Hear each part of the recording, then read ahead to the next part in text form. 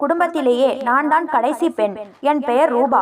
பார்க்க லட்சணமாக இருந்தாலும் சிறு வயதிலிருந்தே எனக்கு உடல் எடை கொஞ்சம் அதிகம். 11 வயதிலிருந்தே ஒரு விதமான தாழ்வு மனப்பான்மை என்னை தொற்றிக் கொண்டது. வெளியே எங்கு சென்றாலும் துப்பட்டாவால் என்னை முழுமையாக மறைத்து கொள்ளவே விரும்புவேன். என் தோற்றத்தை கண்டு நானே வெட்கப்பட்ட தருணங்கள் அதிகம். மற்ற பெண்கள் விதவிதமான ஆடைகளை உடுத்தும் போது நான் மட்டும் எப்போதும் தளர்வான உடைகளையே தேர்ந்தெடுத்தேன். எங்கள் வீட்டிற்கு பெண் பார்க்க வரும் மாமிகள் என்னை ஒரு முறை ஏறிட்டு பார்த்தாலே போதும், என்னம்மா பொண்ணு 5 பெத்த தாய் மாதிரி இருக்காளே என்று முகத்திற்கு நேராகவே சொல்லிவிட்டு செல்வார்கள். அந்த வார்த்தைகள் என் இதயத்தில் ஈயத்தை காய்ச்சி ஊற்றுவது போல இருக்கும். எத்தனையோ முயற்சிகள் செய்தும் என் உடல்வாகு மட்டும் மாறவே இல்லை. வீட்டில் என் அண்ணனுக்கு திருமணம் பேசி வந்தார்கள். ஆனால் வீட்டில் ஒரு கன்னி பெண் இருக்கும் போது அண்ணனுக்கு எப்படி முதலில் கல்யாணம் செய்வது என்று அம்மா தயங்கினாள். என் காரணத்தால் அண்ணனின் வாழ்க்கை தடைபடுவதை அவனால் சகித்து கொள்ள முடியவில்லை. ஒரு நாள் ஆத்திரத்தில் அண்ணன் கத்தினான், அம்மா, இவளை பார்த்தால் எந்த காலத்திலும் வரன் அமைய போவதில்லை. இவளுக்காக நான் ஏன் என் வாழ்க்கையை தியாகம் செய்ய வேண்டும்? எனக்கு திருமணம் செய்தே தீர வேண்டும். அண்ணனின் அந்த வார்த்தைகள் என் நெஞ்சை பிளந்தன. அறைக்குள் சென்று கதவை தாளிட்டு கொண்டு விம்மி விம்மி அழுதேன். அப்போதுதான் என் அண்ணி என் அறை கதவை தட்டினார். ரூபா, அழாதே, இது உன் தப்பு இல்லை. இதற்கு நிச்சயம் ஒரு தீர்வு இருக்கும். நாம் ஒரு நல்ல மருத்துவரை போய் பார்ப்போம் என்று ஆறுதல் கூறினார். மருத்துவமனைக்கு சென்ற போது மருத்துவர் என் உடல் மாற்றங்களுக்கான காரணங்களை பரிசோதித்தார். ஆனால் அண்ணி வீட்டிற்கு வந்த பிறகு நிலைமை மெல்ல மாறத் தொடங்கியது. அண்ணி காவ்யா அப்படியே தேவதை போல இருந்தாள். மெலிதான உடல்வாகு, வசீகரமான முகம். அண்ணனை பார்த்தால் பொறாமையாக இருக்கும். அண்ணி வந்த சில நாட்களிலேயே என் தாழ்வு மனப்பான்மை இன்னும் அதிகமானது. கண்ணாடியில் என் உருவத்தை பார்க்கும் போதெல்லாம் நாம் ஏன் அண்ணி போல இல்லை என்ற ஏக்கம் தொற்றி கொண்டது. எப்படியாவது அவளிடம் பேசி அவள் அழகின் ரகசியத்தை தெரிந்து கொள்ள வேண்டும் என்று துடித்தேன். மெல்ல மெல்ல அவளுடன் பழகினேன். என் தயக்கத்தை உடைத்து ஒரு நாள் அவளிடமே கேட்டுவிட்டேன், அண்ணி, நான் உங்களைப் போல மாற முடியுமா? பாருங்கள், என் எடையையும் என் அளவையும் பார்த்து எல்லோரும் என்னை 5 குழந்தைகளுக்கு தாய் போல இருக்கிறாய் என்று கேலி செய்கிறார்கள். என்னை பெண் பார்க்க வருபவர்கள் கூட குழந்தைக்கு பால் புகட்டும் தாய் என நினைத்து ஓடிவிடுவார்கள். எனக்கு திருமணமே ஆகாதா அண்ணி என்று விம்மி அழுதேன். காவ்யா அண்ணி என்னை அணைத்து கொண்டாள். ரூபா, இதற்கெல்லாம் அழாதே, எல்லாவற்றிற்கும் தீர்வு இருக்கிறது. நான் உன்னை ஒரு மருத்துவரிடம் அழைத்து செல்கிறேன். சில நாட்களில் நீயும் என்னை போல மிக அழகாகவும் ஒல்லியாகவும் மாறிவிடலாம். உனக்கு ஒரு நல்ல இடத்திலிருந்து மாப்பிள்ளை வருவார் என்று தைரியம் கொடுத்தாள். அவள் சொன்ன அந்த வார்த்தைகள் எனக்கு புது தெம்பை தந்தன. அன்று மதியமே அண்ணி என்னை அழைத்து கொண்டு ஒரு ஆட்டோவில் கிளம்பினாள். சுமார் அரை மணி நேர பயணத்திற்கு பிறகு ஊருக்கு ஒதுக்குப்புறமாக இருந்த ஒரு பழைய கட்டிடத்திற்கு முன்னால் ஆட்டோ நின்றது. அது ஒரு கிளினிக் என்று அண்ணி சொன்னாள். ஆனால் வெளியே பெயர் பலகை கூட இல்லை. ஒரு விதமான அமைதி அங்கே நிலவியது. உள்ளே நுழைந்ததும் எனக்கு ஆச்சரியமாக இருந்தது.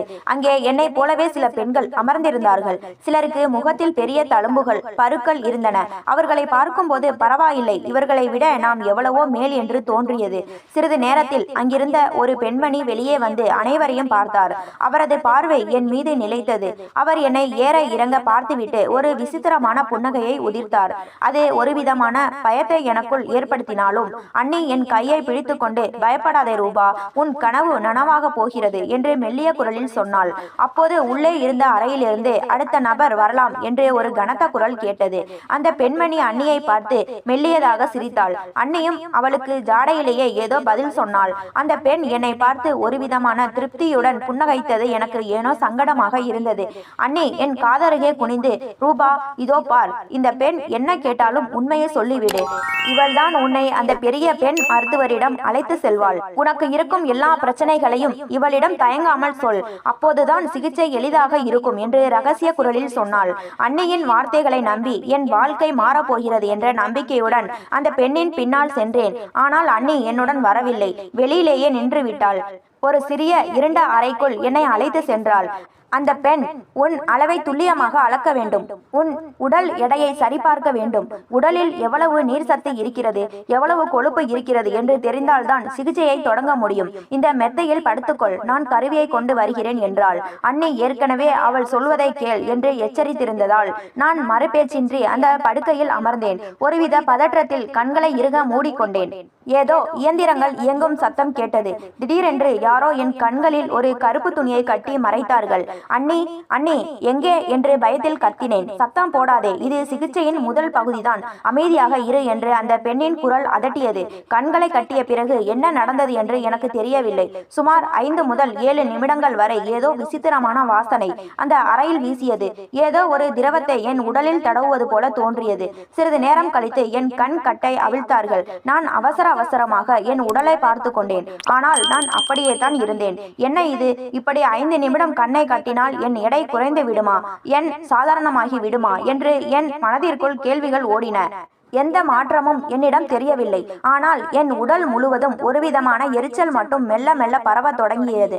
படுக்கையிலிருந்து எழுந்தபோது என் தலை லேசாக சுற்றியது. அந்த பெண் கையில் ஒரு சிறிய பாட்டிலை வைத்திருந்தாள். சிகிச்சை ஆரம்பமாகிவிட்டது ரூபா, இனி நடப்பதை பார் என்று மர்மமாக சொன்னாள். அண்ணி வெளியிலிருந்து உள்ளே வந்தபோது அவள் முகத்தில் ஒரு விசித்திரமான மலர்ச்சி தெரிந்தது. அது மகிழ்ச்சியா அல்லது நான் ஏதோ சூழ்ச்சியில் சிக்கியதற்கான அடையாளமா என்று எனக்கு புரியவில்லை. நான் அண்ணியை நம்பி ஒரு பெரிய ஆபத்தில் சிக்கப் போகிறேன் என்பது அப்போது எனக்கு தெரிந்திருக்கவில்லை. உடல் முழுவதும் பரவிய அந்த விசித்திரமான எரிச்சலோடு நான் படுக்கையை விட்டு எழுந்தேன். என்ன செய்தீர்கள் எனக்கு? எதற்காக என் கண்களை கட்டினீர்கள் என்று அந்த பெண்ணிடம் பதற்றமாக கேட்டேன். அவள் மிகவும் நிதானமாக, உனக்கு அல்ட்ரா சவுண்ட் பரிசோதனை செய்திருக்கிறேன், இதில் பதற்றப்பட என்ன இருக்கிறது என்றாள். அவள் சொன்ன பதில் என் மூளையை குடைந்தது. பொதுவாக கர்ப்பமாக இருக்கும் பெண்களுக்கு தானே அல்ட்ரா சவுண்ட் செய்வார்கள். என் பிரச்சனை உடல் எடையும் அளவும் அல்லவா? அது மட்டும் அல்லாமல் என் வயிற்றில் எந்த குளிர்ச்சியான ஜெல்லும் தடவவில்லை, எந்த இயந்திரமும் என் உடலில் படவில்லை. தொடாமலேயே இது என்ன விசித்திரமான பரிசோதனை? எனக்குள் சந்தேகம் மெல்ல தலை தூக்கியது. அந்த பெண் என்னை தன் எதிரே அமர வைத்து சில கேள்விகளை கேட்டாள். உனக்கு எப்போது இருந்து இந்த மாற்றங்கள் தெரிகின்றன? ஒரு நாளைக்கு எத்தனை முறை சாப்பிடுவாய் என்று அவள் கேட்க நான் சொன்ன பதில்களை ஒரு நோட்டில் குறித்து கொண்டாள். சரி, விவரங்கள் போதும், நீ இப்போது வெளியே போய் உன் அண்ணியை உள்ளே வர சொல் என்று கட்டளையிட்டாள். நான் பயந்து போய் வெளியே வந்தேன். என் உடல் எடை குறையுமா என்பது தெரியவில்லை. ஆனால் ஏதோ தவறாக நடப்பது மட்டும் புரிந்தது. அண்ணியை உள்ளே அனுப்பிவிட்டு நான் வெளியே அமைதியாக நிற்கவில்லை. அந்த அறையின் கதவருகே சென்று காதை தீட்டிக் கொண்டு நின்றேன். உள்ளே இருந்து அண்ணியும் அந்த பெண்ணும் சிரிக்கும் சத்தம் கேட்டது. ஒரு மருத்துவரிடம் நோயாளி முறையிடும் சத்தம் போல அது இல்லை. மாறாக 2 நெருங்கிய தோழிகள் ஏதோ ஒரு ரகசியத்தை பகிர்ந்து கொண்டு கேலி செய்வது போல இருந்தது. அன்னைக்கு இந்த இடத்தை ஏற்கனவே தெரியுமா, இல்லை இந்த திட்டம் வேறொன்றா? சிறிது நேரத்தில் அண்ணி அறையை விட்டு வெளியே வந்தாள். உள்ளே சிரித்து பேசிக் கொண்டிருந்தவள் வெளியே வரும்போது முகத்தை மிகவும் சீரியஸாக வைத்துக் கொண்டாள். ரூபா, கிளம்பலாம் வா. டாக்டர் என்ன சொன்னார் தெரியுமா? உனக்கு சில மருந்துகள் தரப்போகிறார்கள். அதை சாப்பிட்டால் அடுத்த சில வாரங்களிலேயே உன் தோற்றம் மாறிவிடும். ஆனால் நான் சொல்வதை போல நீ நடந்து கொள்ள வேண்டும் என்றாள் அண்ணி. அவள் கண்கள் என்னவோ சொல்ல வந்தன. ஆனால் அவளுடைய வார்த்தைகள் என்னை ஒரு மாய வலைக்குள் தள்ளின. ஆட்டோவில் வீட்டிற்கு திரும்பும் போது அந்த எரிச்சல் இன்னும் குறையவில்லை. என் வாழ்க்கை மாறப்போகிறதா அல்லது சிதைய போகிறதா என்பது அந்த இறைவனுக்கே வெளிச்சம். வீட்டிற்கு திரும்பும் அந்த அரை மணி நேர பயணம் ஒரு யுகமாக நீண்டது. அண்ணி காவ்யா முற்றிலும் மாறினாள். கிளினிக் வாசலில் அவ்வளவு உற்சாகமாக இருந்தவள் இப்போது ஒரு சொல்லும் பேசாமல் அமைதியாக இருந்தாள். அவள் முகத்தில் ஒருவித இறுக்கம். அந்த மௌனம் எனக்குள் 1000 கேள்விகளை எழுப்பியது. நான் ஏதோ கேட்க முயன்ற போதெல்லாம் அவள் என் கண்களை தவிர்த்தாள்.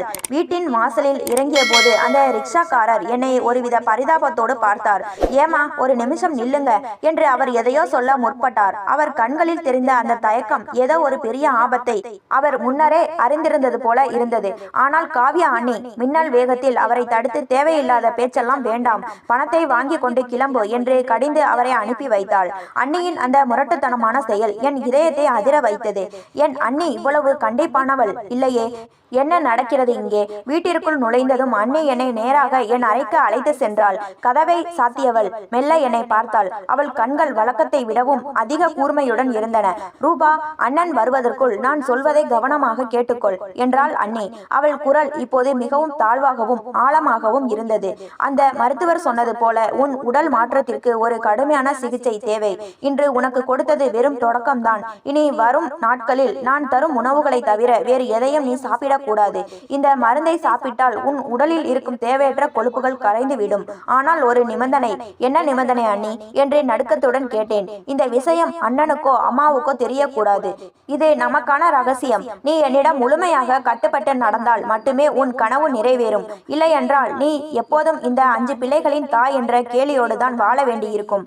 அவள் கையில் இருந்த அந்த சிறிய பாட்டிலை பார்த்தேன். அதில் எந்த லேபிளும் இல்லை. அது மருந்தா அல்லது வேறு ஏதுமா? என் அண்ணன் என்னை இன்னும் கொஞ்ச நேரத்தில் கேலி செய்வான். அம்மா எப்போதும் போல என்னை பார்த்து வருத்தப்படுவாள். இந்த சூழலில் இருந்து தப்பிக்க நான் மீண்டும் அவளை நம்ப துணிந்தேன். அவள் கண்களை பார்க்க பார்க்க எனக்குள் ஒரு பயமும் அதே சமயம் ஒரு வெறித்தனமான ஆசையும் பிறந்தது. அழகாக வேண்டும், யாராவது என்னை பாராட்ட வேண்டும் என்ற அந்த பசி என் அறிவை மறைத்தது. சரி அண்ணி, நீங்கள் சொல்வதை கேட்கிறேன் என்று தலை வணங்கினேன். ஆனால் அவள் என்னை பார்த்து முறுவலித்த அந்த சிரிப்பில் ஏதோ ஒரு மர்மம் ஒளிந்திருந்தது. அது ஒரு அன்பான அன்னையின் சிரிப்பு போல இல்லை, ஒரு வேட்டைக்காரன் தனது இரையை வசப்படுத்திய பிறகு போடும் வெற்றி சிரிப்பு போல இருந்தது. அண்ணி காவ்யா சொன்ன அந்த வார்த்தைகள் என் இதயத்தை சுருக்கியது.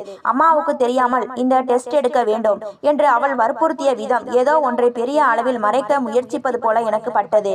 ஆனாலும் அண்ணி என் மீது காட்டும் அந்த அதீத அக்கறைக்கு பின்னால் என் அழகை மீட்டெடுக்கும் ஆசை மட்டுமே இருக்கிறது என்று என்னை நானே சமாதானப்படுத்திக் கொண்டேன். அன்று காலை குளித்துவிட்டு வந்த பிறகும் என் உடலில் ஒரு விதமான மருந்து வாடை வீசிக்கொண்டே இருந்தது. அது ஒரு சாதாரண வாசனை திரவியம் போல இல்லை, அழுகிய வாசனையும் கசப்பான மருந்தும் கலந்த ஒரு விசித்திரமான மனம். உடை மாற்றிய பிறகும் அந்த வாசனை என்னை துரத்தியது.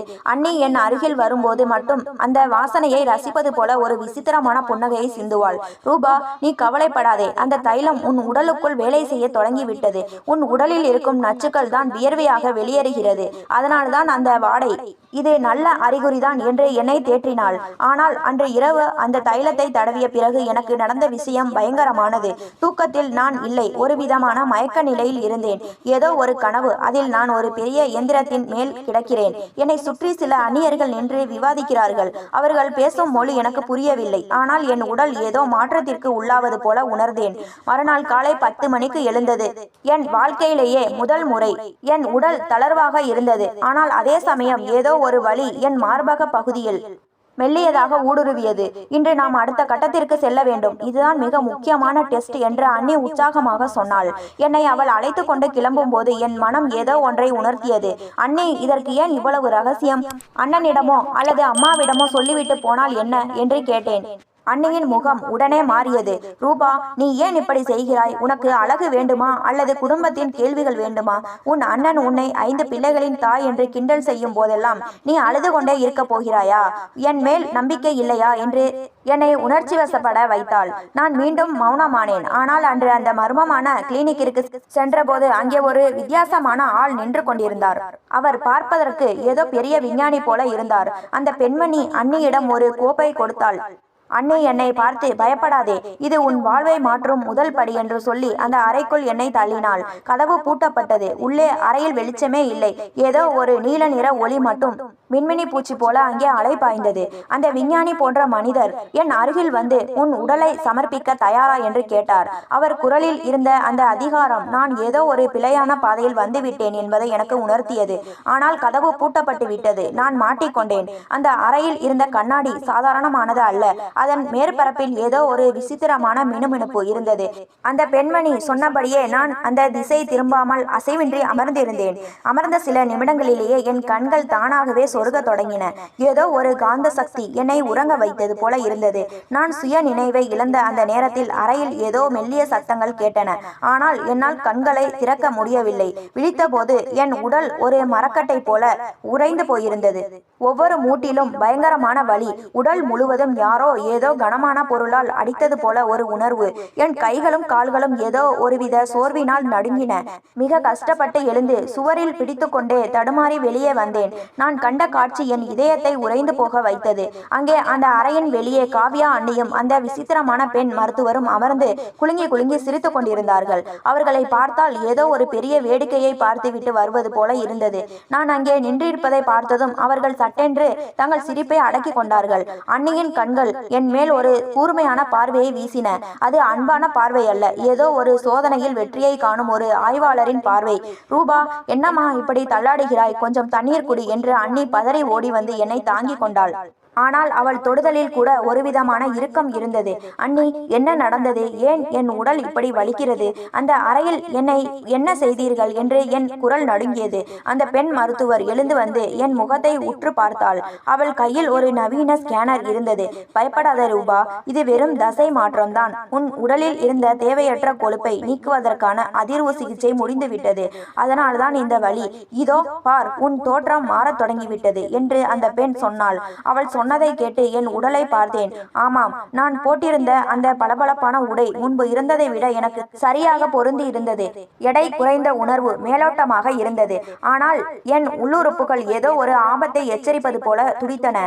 அண்ணி என் காதருகே வந்து மெல்லிய குரலில் சொன்னாள், பார்த்தாயா ரூபா, நீ அழகாக மாறுகிறாய். இன்னும் சில நாட்கள் மட்டும்தான் இந்த சிகிச்சை. இதற்காக நீ பொறுத்து கொள்ளத்தான் வேண்டும்.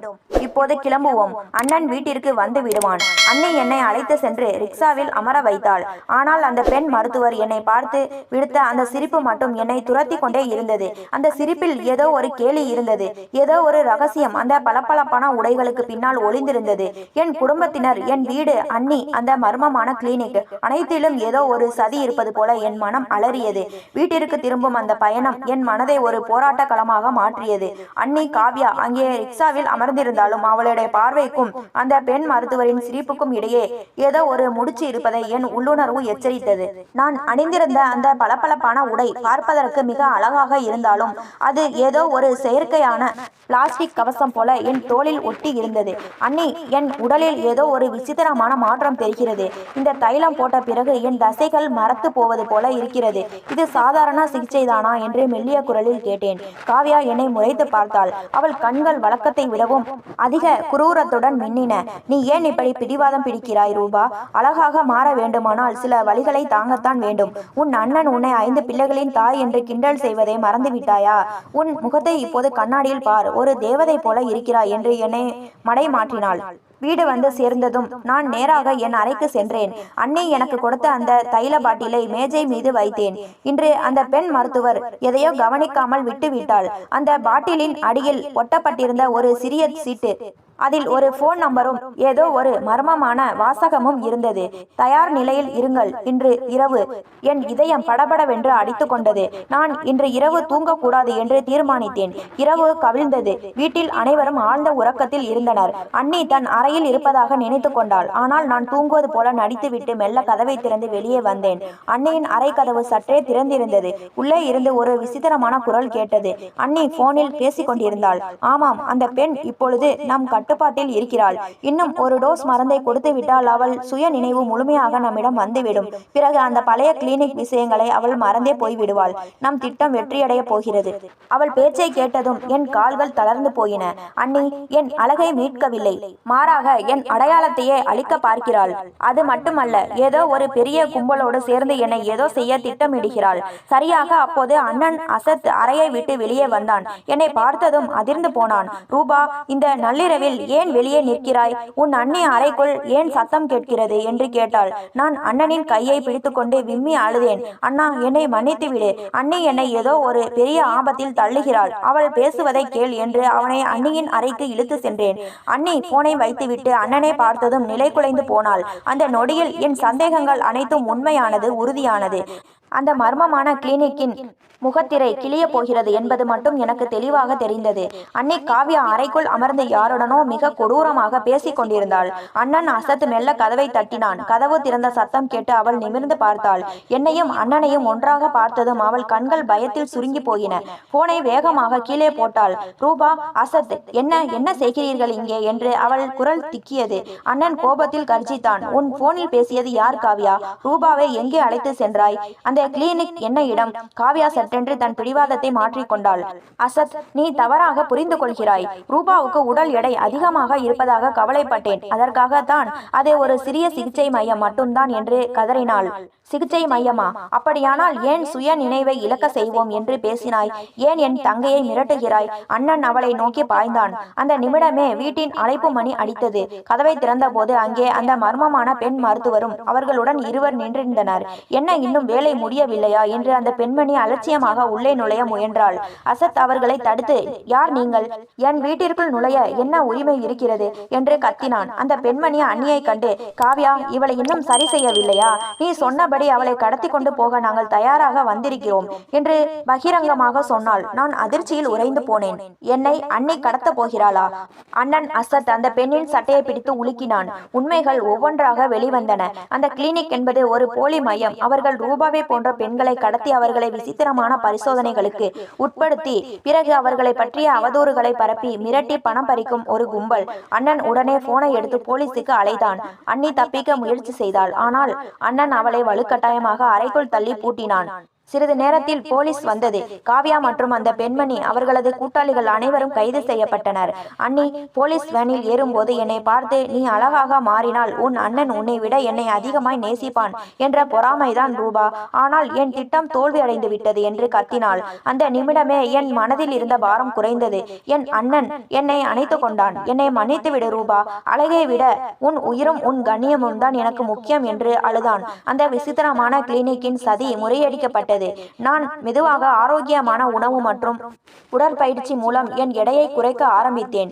இப்போது எனக்கு தெரியும், அழகு என்பது கண்ணாடியில் தெரிவதல்ல, நாம் எப்படி வாழ்கிறோம் என்பதில் தான் இருக்கிறது என்று. போலீஸ் வேன் அண்ணி காவ்யாவை அழைத்து சென்ற பிறகு அவள் முகம் இப்போது ஆணவத்தை இழந்து பயத்தால் நடுங்கிக் கொண்டிருந்தது.